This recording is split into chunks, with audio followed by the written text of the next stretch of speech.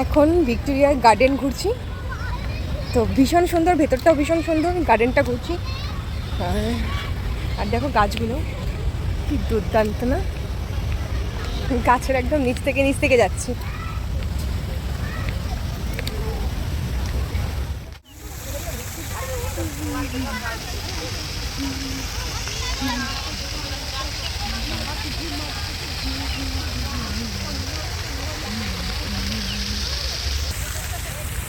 দেখো মানুষ হচ্ছে অভ্যাসের দাস, এই কথাটা বলছি কারণ দাঁড়াও,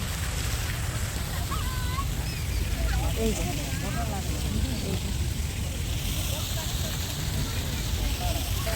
একটা টাইমে আমি কন্টিনিউ এত বড় বড় হিল করে ডেলি যাতায়াত করতাম ট্রেনে বাসে, আর আজকে বাড়ির থেকে এইটুকু আসতে আসতেই আমি আর হিল করে পা ব্যথা হয়ে গেছে। এই জন্যই বলে যে মানুষ অভ্যাসের দাস। তখন রোজ বেরোনো হতো, রোজ কাজে যেতাম, আর এত বড় বড় পায়ে হিল থাকতো, কোনো প্রবলেম হতো না। কিন্তু এখন বাড়ি থেকে এইটুকু ভিক্টোরিয়া আসতে আসতেই পা ব্যথা হয়ে গেছে।